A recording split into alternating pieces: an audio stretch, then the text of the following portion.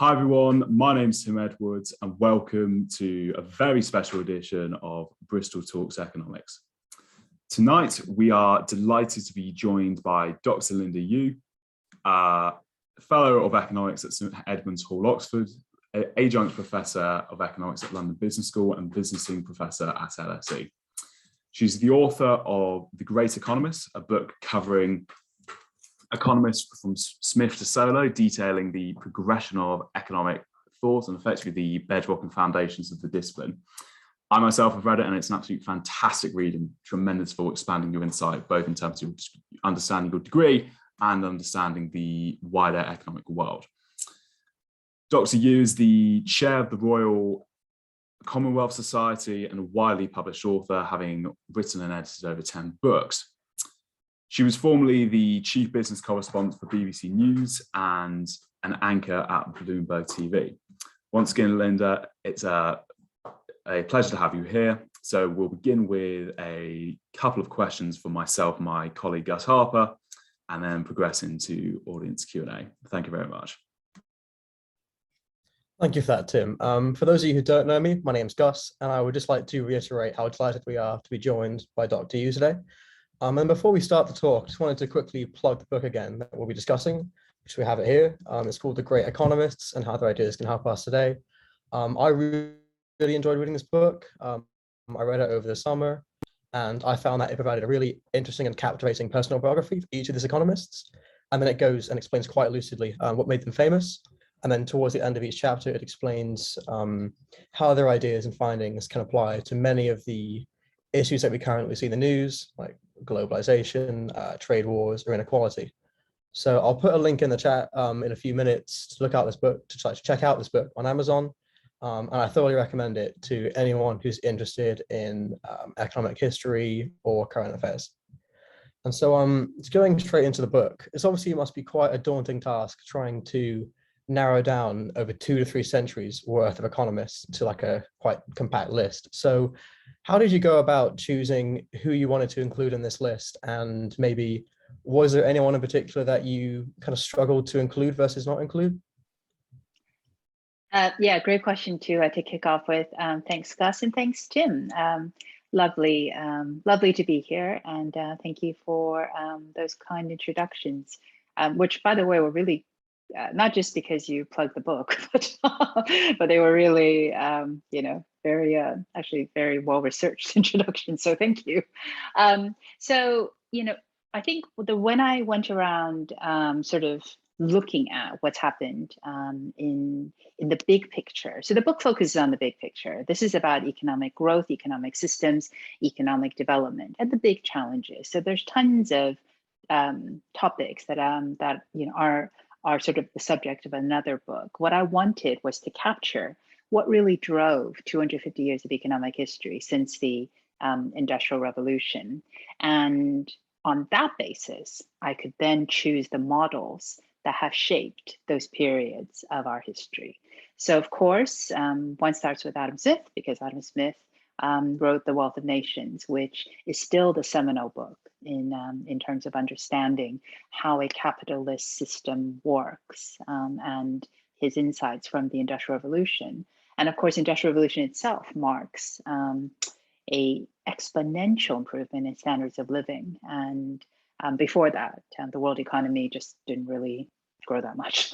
Economics was not the most interesting topic in the kind of centuries before then. So then from there, then I essentially, and that's the nice thing about history. So you're telling a story of how our thinking evolved, society evolved. And from there, with David Ricardo, who is the father of international trade, he really picked up the opening of the world in terms of commercial trade, which is what the Industrial Revolution, which is about producing physical things, not just commodities, which is what came before, but really trading physical goods. So then that led to picking Ricardo, because the biggest seismic shifts was the repeal of the Corn Laws in 1846, and then the heralding of an era of globalization, which is of course still with us. And now you can kind of see, and every subsequent period, I would pick the great economist who is most associated with a seminal model, a model that changed the world in which we live, changed our thinking, just like Ricardo did with his theory of comparative advantage, and the move away from mercantilism and towards an open system of trade. So that's how I picked the great economists throughout history. Each of them made a outsized contribution to the shape and the course of history, and wrote the seminal models. Now, in every chapter, I tackle one particular question. So, the Ricardo chapter is, basically, should we worry about trade deficits? So what I do is I take that model and then I look at the ways it has changed since the time of David Ricardo. How has it changed since the 19th century debates? The new thinking and the new evidence that have modified the framework in reaction to what's actually happened in the world. And then I take it to the present day. So there's actually lots of economists who are mentioned who just aren't not on the cover because they weren't the first to write the seminal model. And then, and it's really the contemporary economists that help shape how we should think about the issues, which are huge, that still face us today. I mentioned their trade. It's also questions like, why are wages so low? Do we face a slow growth future? It's those kinds of questions that apply that thinking developed over centuries in some cases to just having ways to consider how we can address our biggest challenges, drawing on the wisdom of those who came before. So that's how I chose. And I think in the book, I do manage to tell a story that spans, from the 1776 to the present day. So the last great economist I write about, Robert Solow, he's still working. He's the only one who's alive of the greats that headlined the chapters, and he's in his 90s. So it really is right up to the present. No, that makes a lot of sense. And I found it really interesting reading through the book as it progressed through time, and you could see how the different ideas kind of changed and built upon one another. But so going to the first economist that you mentioned, Adam Smith, many of us know him as the father of modern day economics. Sorry if you can hear the thing outside. Sorry. Many of us know him as the father of modern day economics, and we think about the free market or the invisible hand as being his brainchildren. But I was wondering if you could go into a little bit more detail about who was Adam Smith really, and how can his ideas, which were proposed a couple of centuries ago, still be relevant today? So Adam Smith, so each of the chapters, probably one of my favorite bits of the book was the potted biographies, because it's absolutely fascinating. These people who have, as I say, shaped history or changed the course of history, they have fascinating backstories, which full of success, full of failure, marriages, divorces, affairs. There's all sorts of eccentricities, and Adam Smith falls into the kind of the latter. He was actually a philosopher. So the early economists, and you've probably begin to glean, when we're talking about massive questions like what should an economic system look like? Should it be capitalist? Should it be communist? These are much bigger questions than maybe, we're used to as students of economics today, looking at, specific questions. These are the big questions. And so it's not surprising a lot of the early economists were actually philosophers, because they're actually looking at how entirely the system is constituted. So Adam Smith, though, was a philosopher. He was a Scottish, he eventually became an economist.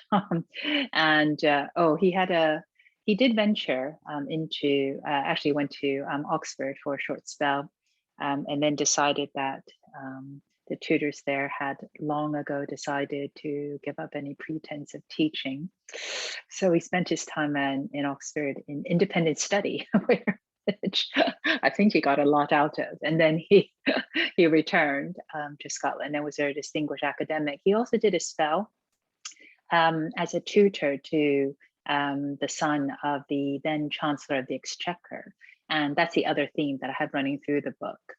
It's not just that they had these ideas about how the economic system or society should be. Many of the greats, like Adam Smith, were really part of the public debate in various ways. So Adam Smith actually timed the publication of The Wealth of Nations for 1776. It took him a decade to write that book, but he timed it so that it would influence the American War of Independence, because he argued in the book that the cost of war was ruinous, and whether or not America was a colony or not, we would trade with them on the principles that he's outlining. And so, so to me, that's the other sort of the big theme. Now, Adam Smith, then towards the end of his life, he was very disappointed with his life's work. He wanted all his manuscripts burned after his death.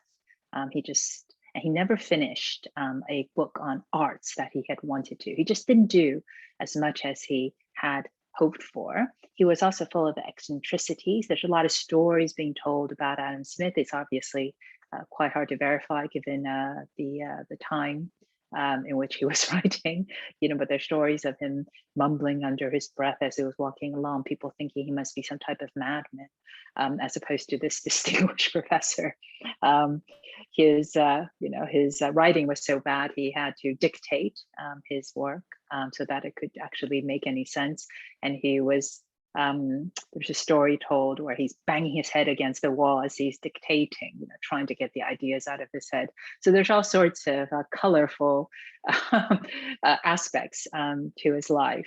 So, Adam Smith, because The Wealth of Nations set out in that book the basics of how efficient exchange happens. So he set out what makes a market work. It's not the benevolence of the baker that makes commerce and trade possible. It's self-interest. So it becomes the basis of thinking about incentives, his principles of trade that I briefly covered. So what Adam Smith did was essentially describe how markets should work. Now, not all of his ideas would be relevant today, but this basic idea that through exchange and specialization, firms can be more efficient, that still underlies how we think about economics today. And he also argued for a role of the state that was there to enhance the efficiency of the market and to correct for market failure. So he thought the state ought to be investing in public infrastructure so that you can move things around. So it's not the case that he, proposed the, invisible hand, as in no state. That isn't actually what his proposal was. And he's definitely not, that's not what the invisible hand was about. And he's also not a proponent of laissez-faire. Laissez-faire actually was never really associated with Smith, only retrospectively. The story behind that is, it was actually the French economists, when asked what the state ought to be doing, said something like, laissez-faire, as in leave us alone, let us just get on with it. So there's been a lot of retrospective, I think, fitting, but the basic principles that Adam Smith outlined are still very much with us today. Right, that makes a lot of sense. And I think in that answer, when you talked about specialization, another topic that kind of always seems to dominate public discussion is of globalization. And there's a lot of I think recent headlines about different tariffs being either implemented or kind of removed. So who can we turn to when thinking about globalization and trade, and whether or not we should be adding or taking away these kind of tariffs that we see so often? Yeah, so one would start with Adam Smith. He actually believed in the theory of absolute advantage. So that proposes exchange based on the efficiency of your country. It was actually modified by his disciple, David Ricardo. Now, David Ricardo is only roughly speaking a disciple of Adam Smith. He also didn't study economics. This theme isn't, this does not continue into the 20th and 21st century, all these pioneers who never studied economics. So David Ricardo was a stockbroker. He was disowned by his family for marrying outside of his faith. He used his father's connections and became a very wealthy stockbroker by betting the right way on the Battle of Waterloo. And he became rich, and I guess he became bored because he was rich. So he was on holiday in Bath, picked up a copy of The Wealth of Nations, So he's never actually met Adam Smith. They're actually in different centuries. But he taught himself economics. And then he wrote the theory of international trade. And not just that, he also wrote the theory of rent seeking, which is obviously a concept we discuss a lot, the expropriation of of returns, rent seeking. He also came up with that. He also came up with Ricardo equivalence. So that's there's several things that he did in his Principles of Political Economy, which is his seminal work. But on globalization, what Adam Smith pointed out in that trade example I mentioned with the former colonies, Ricardo took it and developed it and argued for comparative advantage, that it's about relative efficiency. And so comparative advantage meant that really, regardless of your country's endowments, as long as you were relatively more efficient than another country, there was a basis to exchange, specialize, and improve efficiency, and then therefore push out the production and consumption possibilities of both countries. And that argument eventually won the day and defeated mercantilism. So mercantilism is this idea of trade surpluses, and that was the dominant ideology for a very long time. So when we think about globalization today, a lot of the return to mercantilism is this idea that countries should run trade surpluses. There might have been a former American president who was very keen on trade surpluses. So these ideas never really go away. They just sort of come in cycles.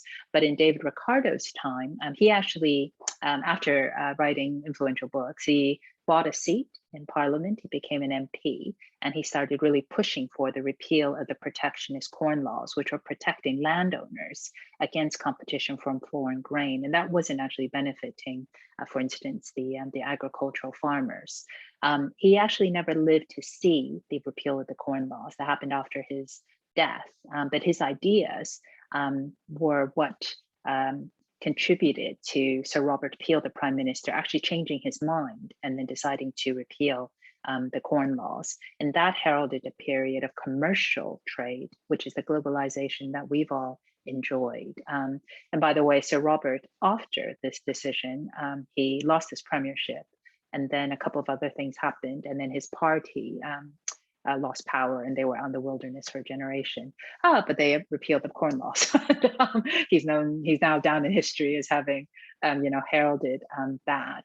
So the globalization debate is still, in many ways, about whether countries should focus on trade surpluses, which is why the title of that chapter I wrote is "Do Trade Deficits Matter?" The other key contribution of David Ricardo is he pointed out that even if trade was completely free, you would still have losers from trade, because the sectors that expand would gain and the sectors that contract, those in those sectors would actually lose. And the theory is you would have enough overall benefit so that you could redistribute and help the losers. So therefore the net benefit is why you ought to trade. And one of the current issues around trade is that's in theory a redistribution. In reality, we never seem to actually do enough to help those who lose from trade. And that contributes to the backlash, and that contributes to this idea that globalization doesn't work for everyone in a country. And that idea goes all the way back to David Ricardo. Thank you very much for that answer. That was very detailed, and it is really interesting to see how Ricardo's theory kind of has held over time and is still prevalent. But that's all from me today. If I could pass it back over to Tim, who's got a few more questions to ask. Oh, thank you very much, Gus. So with regards to the economists in your books, I think it's probably fair to say that Marx can be considered one of the most controversial. And that's even alongside Friedman. Marx is especially controversial. So, and at the same time, the rise of China has been one of the most significant geopolitical and economic transformations over the past and current century. Where does Marx fit in explaining the spectacular growth and rise of China? So the other, your question reminds me that the thing about great economists is that they can also be spectacularly wrong. So many of them disagreed fiercely. Their contributions are also assessed in that light. It's not that everyone with a great idea, is necessarily right, and history and evidence would show that. I mean, some of the most famous rivalries in economics come from a clash of ideas, Hayek versus Friedrich Hayek, who's a very free marketeer, versus John Maynard Keynes. That's actually a rap battle. It's so popular in terms of how well known the rivalry was. So the thing about the Great Economists is that they propose their ideas, and again, over the course of history, you can assess those ideas, and Marx is one of them.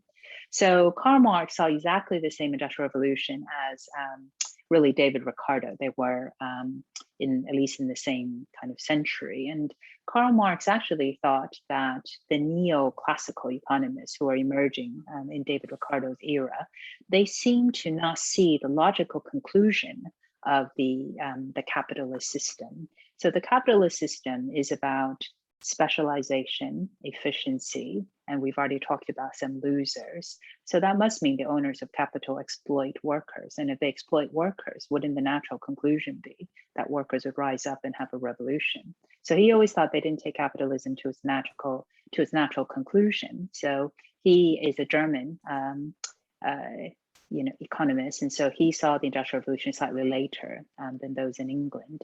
And his view of it really informed this push after the panic of 1873, which is a US financial crisis triggered by speculation in the railroads. And that's when unemployment appeared in the dictionary for the first time. So his ideas gained a lot of currency then, because then that became this recognition of the downsides of this capitalist system.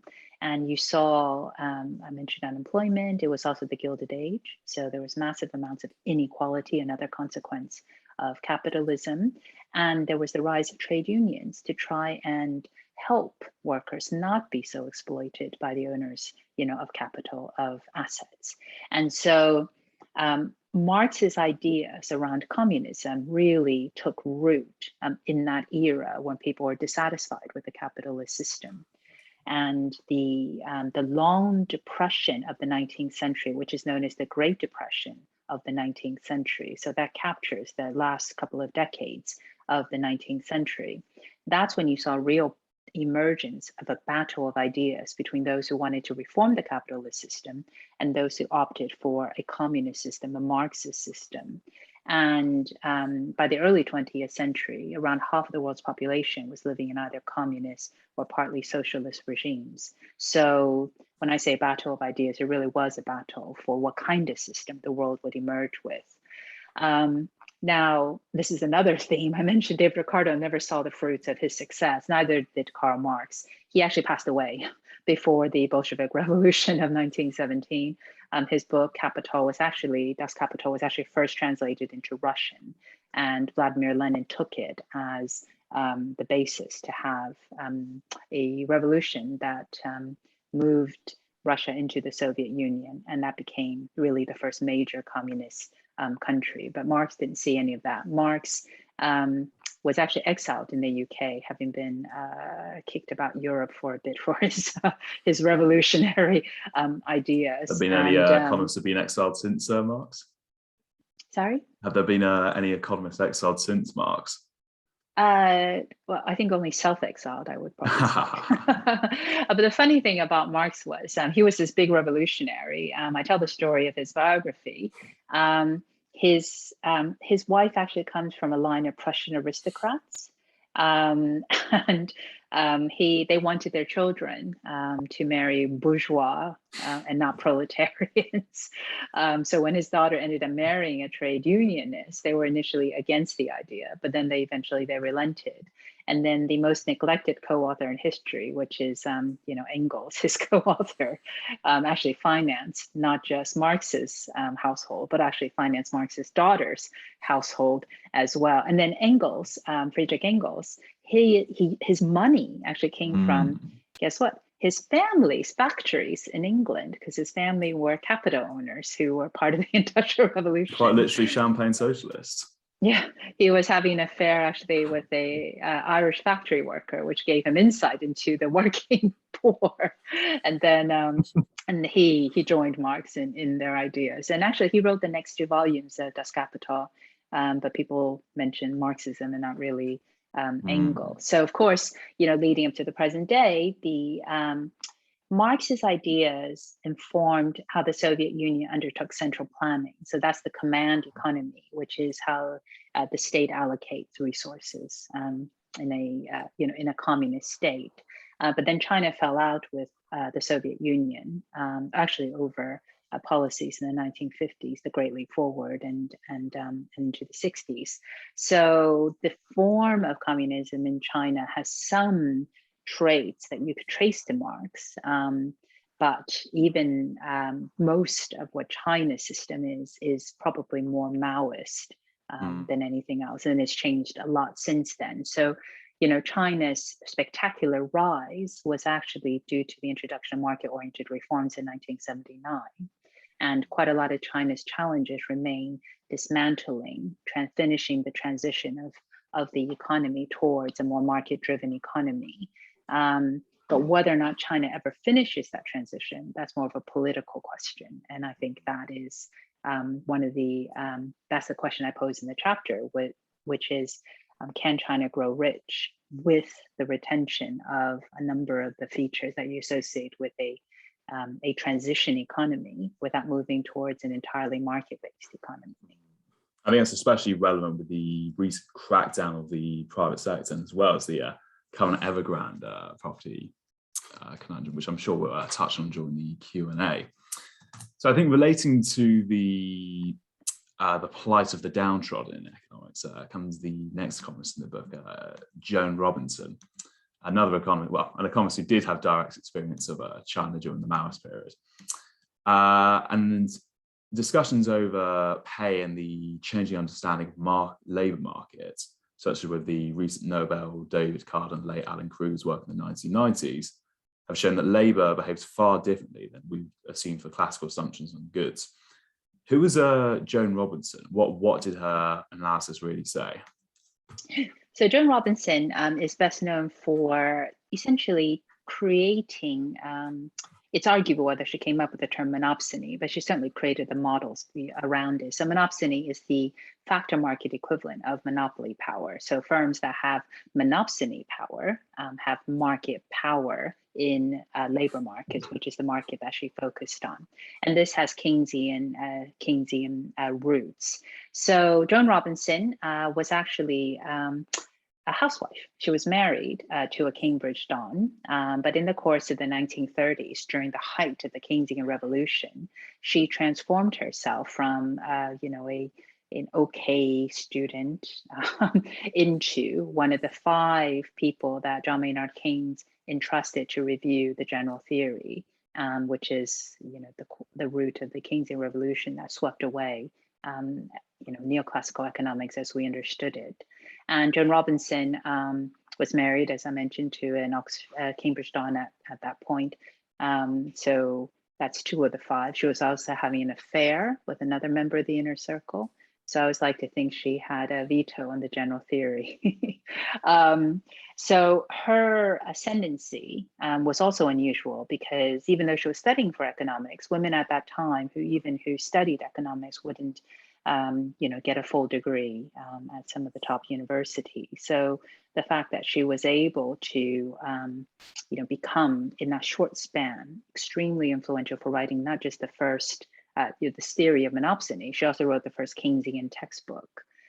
So she really broke a lot of barriers. And her ideas of monopsony are so you mentioned there, Card and Kruger, looking at labor market imperfections as a way of understanding why wages are so low. And that's the title of that chapter that I wrote. Why are wages so low? Why is it that median wages in real terms hasn't risen for over a decade in this country, 2 decades in Germany and Japan, and 4 decades in the United States? And I go through the different explanations, but monopsony is one of the explanations. It was what the Jackson Hole, Wyoming meeting, which is this gathering of central bankers and leading economists, that was actually just very recently what the focus was on. Joan Robinson, despite all of this, never won the highest prize in economics. Only 2 women have ever won the Nobel Prize. And certainly her gender played a role, but it probably was also because she disavowed Keynesianism later on in her career. So as you say, she became an admirer of communism. She used to wear Vietnamese peasant outfits to go to lecture at Cambridge.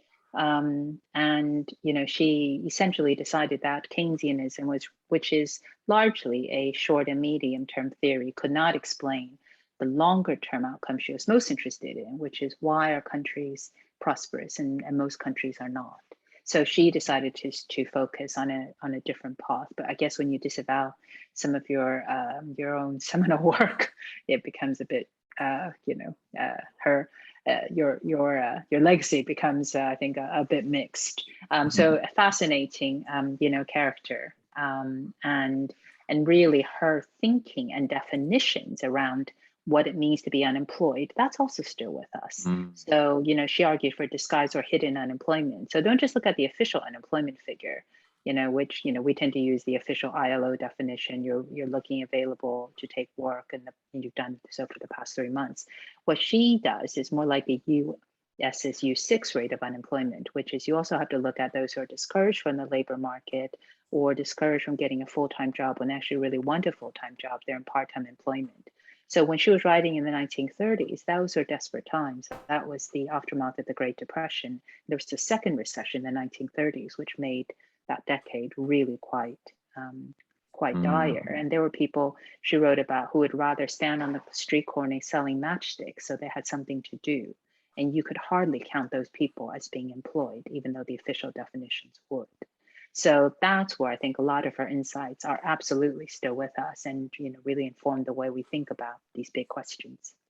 And again, especially in terms of the gig economy and also the current Great Resignation as it's being branded, I think these big labour market questions are still with us. And finally, in terms of characters, I think very few economists can be described as characterful as the late Milton Friedman. As he was famous for saying, inflation is always and everywhere a monetary phenomenon. Now, with trillions invested over the world in QE and immense support from government with regards to keeping interest rates low, do we really understand inflation, and are central banks doing too much? Yeah, so that's the chapter title, which is Are Central Banks Doing Too Much? So in that chapter, I look at the evidence around whether QE works or not in terms of influencing borrowing costs, in terms of its impact on the real economy. And the reason that Milton Friedman is such a looming figure in this area, and that was the monetary theory of money, where he wrote his seminal book was actually co-authored with Anna Jacobson Schwartz, and they wrote about a monetary history of the United States. Their work essentially changed our understanding of the Great Depression, and they showed that it was actually tightening of monetary policy that contributed to the Great Depression being the Great Depression. In fact, they point out that a decade earlier, in the beginning of the Roaring 20s, the stock market actually had a bigger crash than the 1929 Great Crash. However, in the 1920s, we didn't have a Great Depression. You actually had the Roaring 20s. So it was the tightening of economic policy that made a massive difference. And that insight led to central bankers like Ben Bernanke, the US Fed chairman during the subprime crisis, who was himself a scholar of the Great Depression. Ben Bernanke's theories that I write about develops this idea, and he has what's called an accelerator model. So he essentially builds in financial sector factors into the overall picture. And what Ben Bernanke was very keen to do was to avoid a repeat of the 1930s. And that meant keeping monetary policy loose. Now, once interest rates have hit the lower bound, being cut to essentially zero, there's really nowhere to go. You can't really take real rates negative. And that's when you move from controlling the price of money to the quantity of money. So of course, central banks in one sense always control the quantity of money, but not on the scale. So that's why it's been called unorthodox monetary policy, because quantitative easing, which is injection of cash and in return, you get assets. So asset purchases is actually an attempt to influence the cost of borrowing by the yield curve. And we've had later iterations of that, including yield curve control. So rather than controlling just short-term rates, which is what the base rate is, what quantitative easing does by purchasing assets is that you can actually change the shape of the yield curve, reduce the premium associated with longer-term borrowing over that time. And that's why quantitative easing has been used by so many central banks, because they've moved to controlling the quantity of money, because the crisis 10 years ago was the first systemic banking crisis in the United States and Europe since the Great Depression. And so the immediate lessons from Milton Friedman were learned. Now, what's, I think, the current challenge, and I think we began to see quite a bit of normalization before the pandemic. So central banks had been doing a lot. The balance sheets had absolutely grown. And some of the consequences of that, looking at, for instance, asset price inflation, was worried about how much of it had gone into, say, the stock market or equities, because stock markets kept hitting record highs. What would it look like when policy normalized? And then the pandemic hit. And then it turned out that interest rates got cut again. The United States had normalized, and then they cut interest rates again. Similar moves in other major central banks. So I think that's where our central banks doing too much chapter was really trying to analyze, which is historically, this is where it's come from. But the current story is around, what impact did it have, and how much of it fueled growth, because asset price inflation itself can cause the next bubble. And so I go through, all of that. And Milton Friedman, of course, also himself a colorful character. He was very much a public economist. He did broadcasting. He was involved in presidential politics. It was mooted he wanted to become Fed chairman himself, but he probably the sweetest part about his story is that he met his wife in an economics class. Alphabetically, they were seated next to each other, and then they ended up being co-authors, throughout later on in their lives. And then I think one of his final books written with his wife was called Two Lucky People. Aww. So not all the stories are about affairs and divorces. That's a lovely note to end on. That's lovely. Not all economists are just going all over the place. So anyway, we'll move on that note. We'll move on to question and answers. Again, we've had a lot of fantastic discussion, and it'll be great to get to hear from the audience in terms of questions about Linda's work within the book.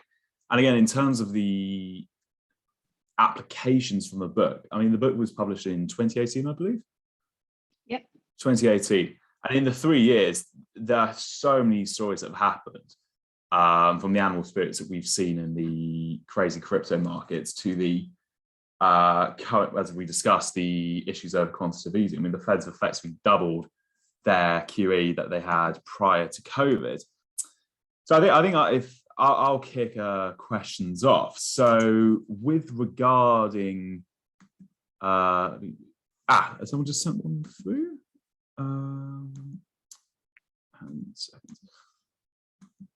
Cool. So with regarding the recent Labour, expanding on the stuff discussed with Joan Robinson, where do you see labour markets going with this mass vacancies and firms struggling to hire jobs? Could it be that there's almost a passive resistance movement going on within labour markets at the moment? So I think labor markets at the moment are tight, you've used the term already, the Great Resignation. And there are two major, I think, forces to think about in the labor market. So in one sense, yes, it is tight, as we know. There are labor shortages, and on the other hand, with the end of the furlough scheme, and that's just in this country, this kind of job support is found, across continental Europe, which is what happens when you withdraw support and the economy isn't fully recovered. And you do have the potential of, people,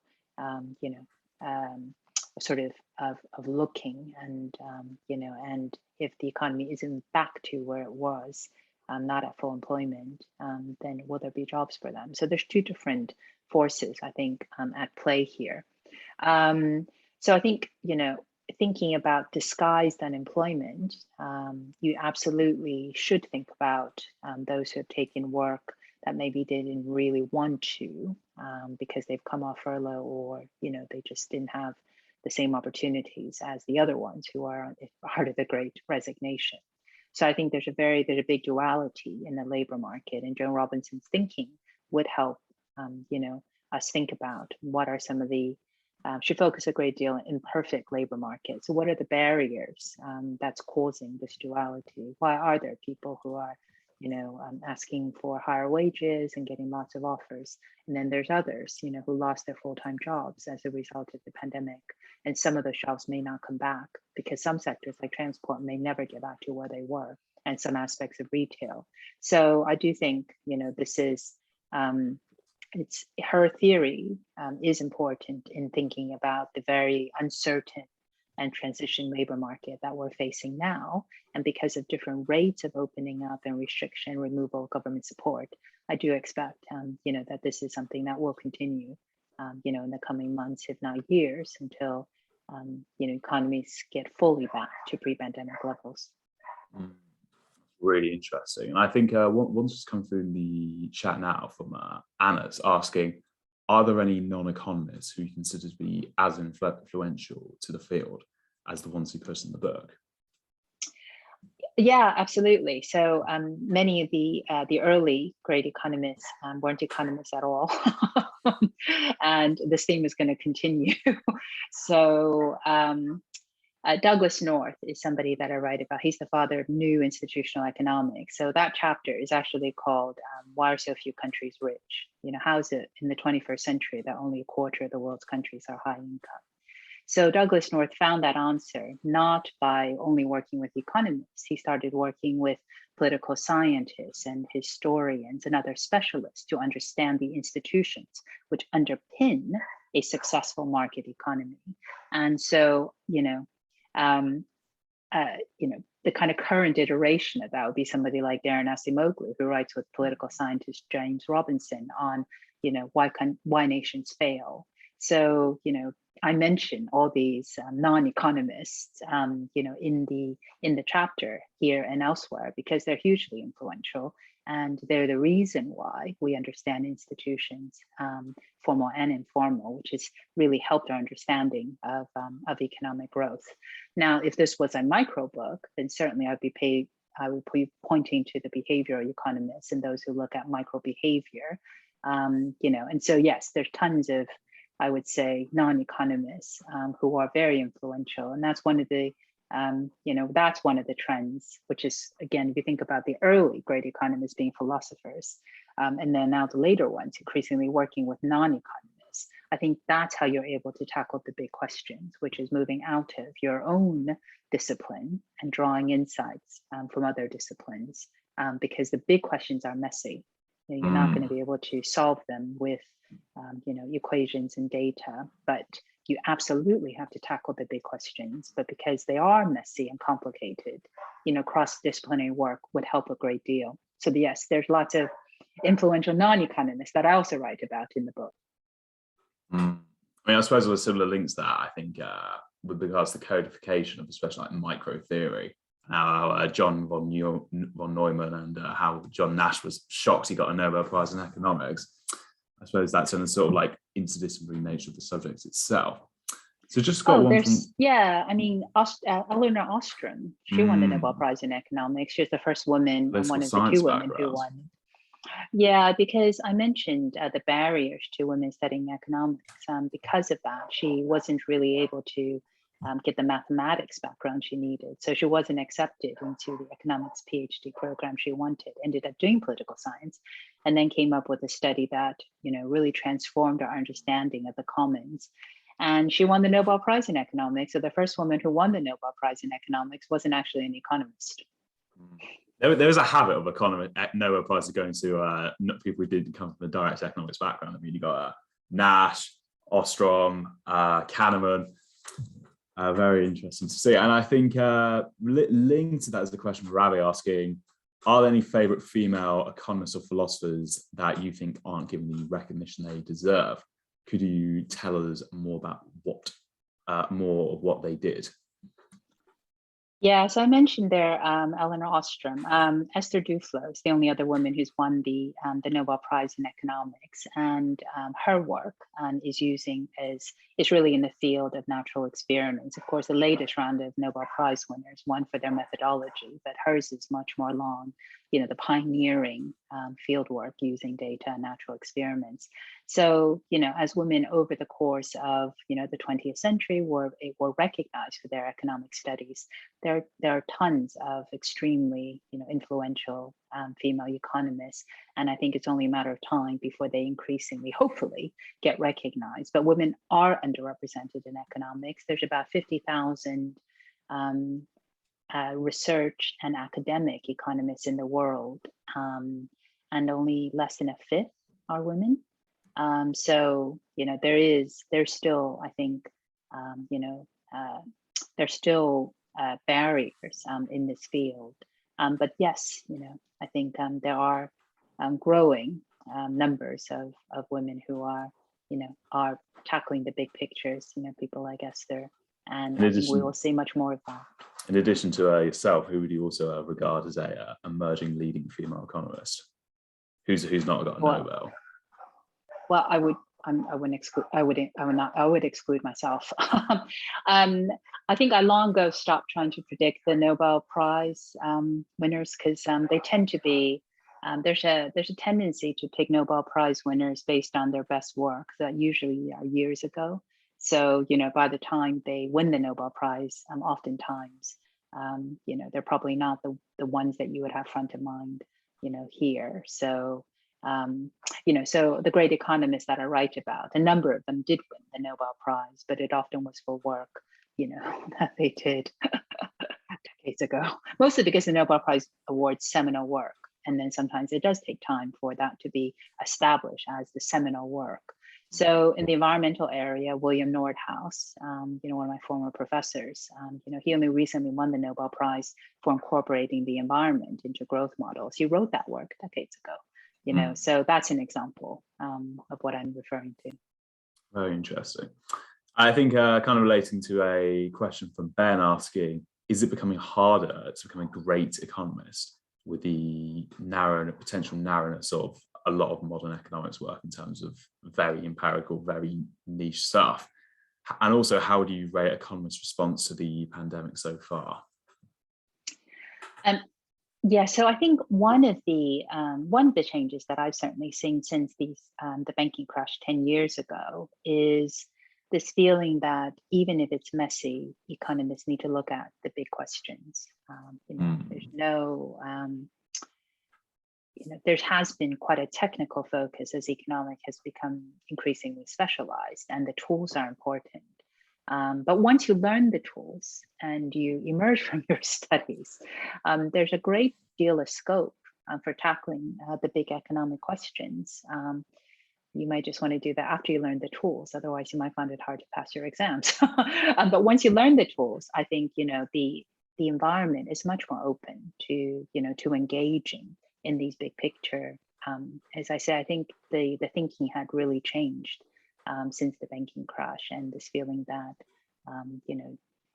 there wasn't enough focus on that. So I think that's really where the possibility and the opportunities are. And to be a great economist, you absolutely have to tackle the big questions. That's what all the great economists in my book share in common.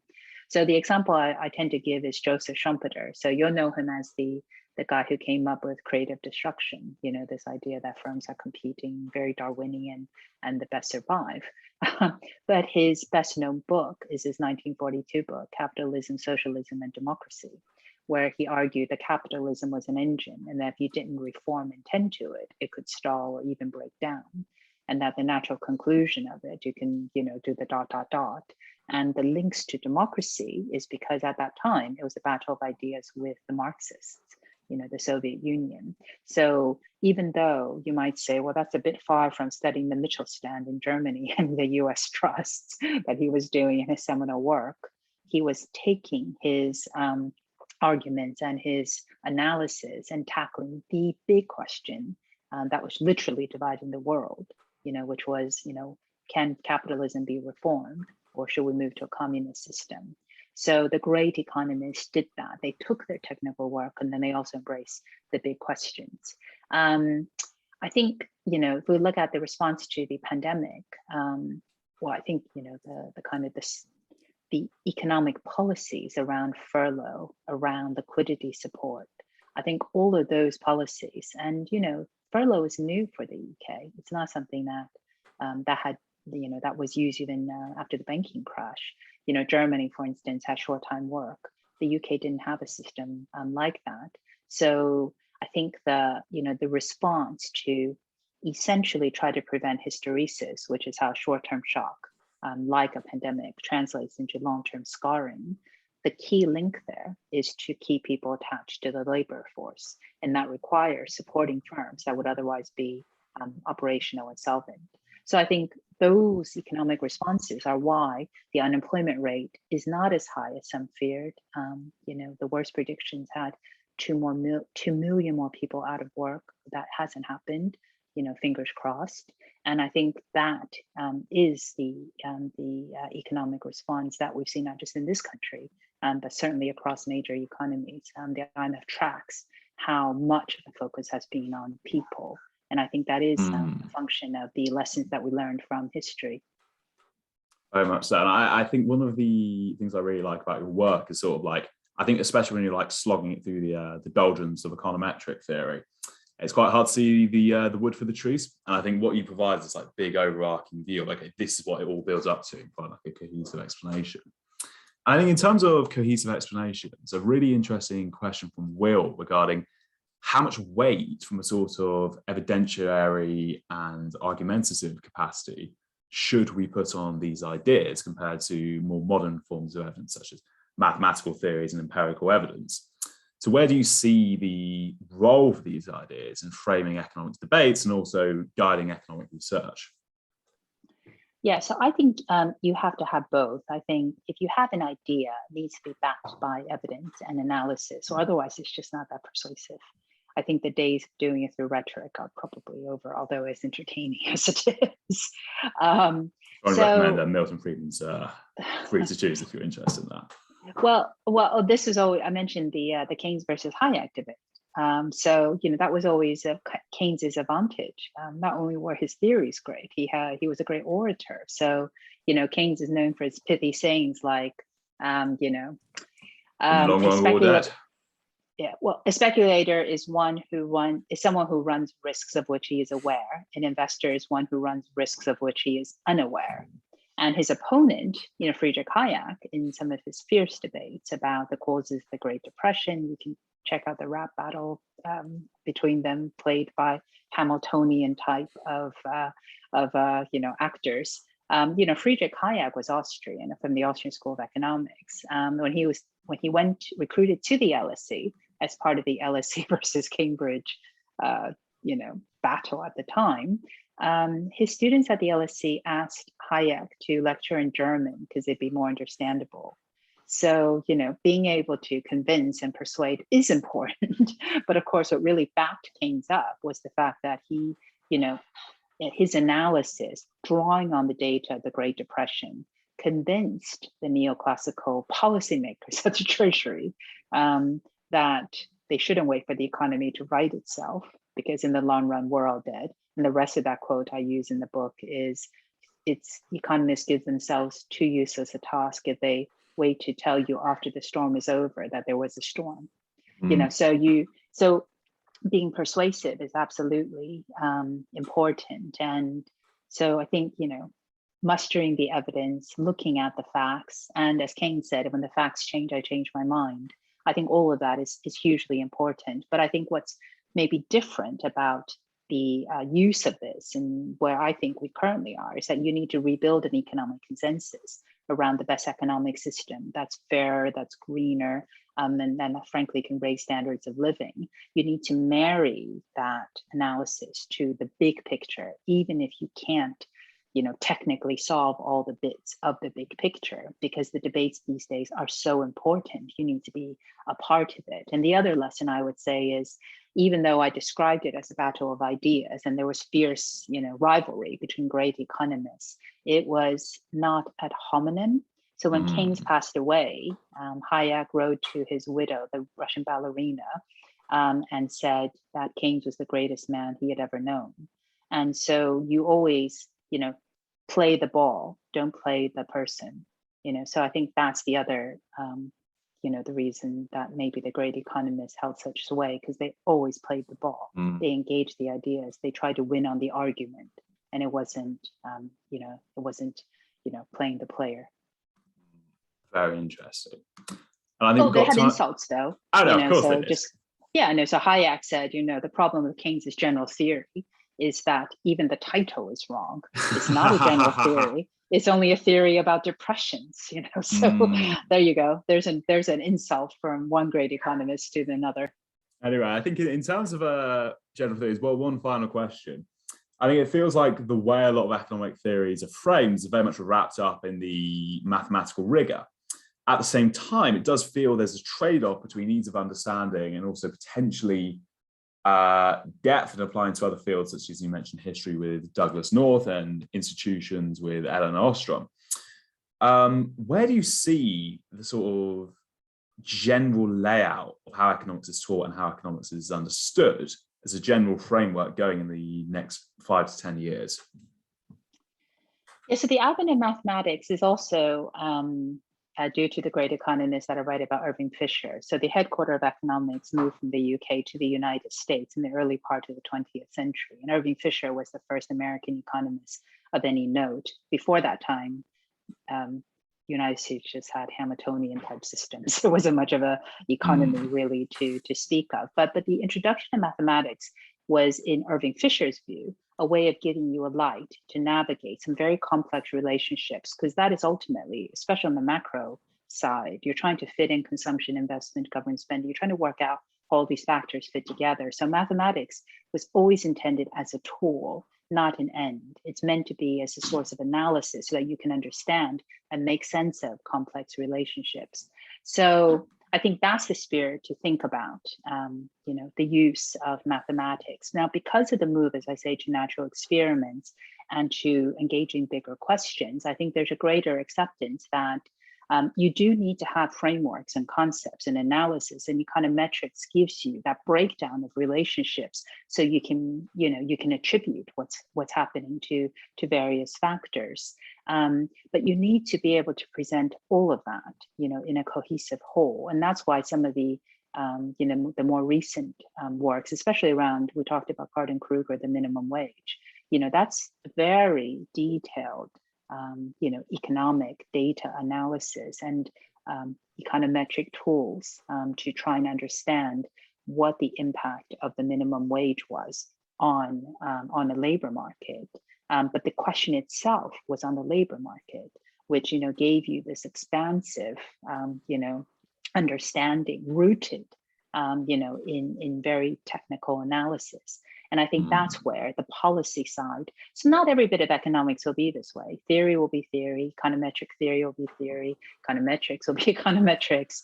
But if you want to engage in the public policy debates, then it is about taking those insights and making an argument for why there's a generalization that's supported by what it is that you're finding. And it's not just narrowly to this area. And you may well be wrong. When you generalize, you do run the risk of being wrong. But being too narrow and specialized, you don't engage in the big picture. So I guess, in this book, I write about, I essentially take, tons of economic, and I literally review, economic research, and then I draw the conclusions from it. But my more this is meant to be a readable book, so it's got stories. But in my academic books, I think one of my academic books, the first 60 pages were prose, and then you hit the econometrics, and it's not really meant for a general reader. So you also have to know your audience. Very much so.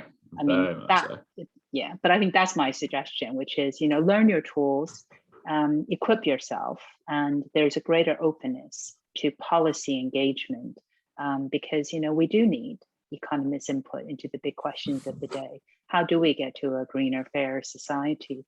Well, economists have a huge role to play in that, and it needs to be backed up by evidence, innovative ideas. And don't worry if you're wrong. You might get insulted, like your theory is not even a general theory, but playing the ball, hopefully, is how we get to a better outcome than where we are today. This has been fantastic, Linda. A great interview with a great economist writing about other great economists. Fantastic. So Linda's book is in the chat. We'll put one more link in there. I strongly recommend we all check it out. Cracking read, and a fantastic author. Thank you, everyone. I hope to see you again for next week's session, which will hopefully be in person after reading week. Linda, once again, thank you so much for coming along, and it's been an absolute delight. Thank you again for coming. Thank you very much. Thank you, Tim. Thank you, Gus. Well conducted. And thank you all, for taking the time. So look forward to seeing you all sometime soon.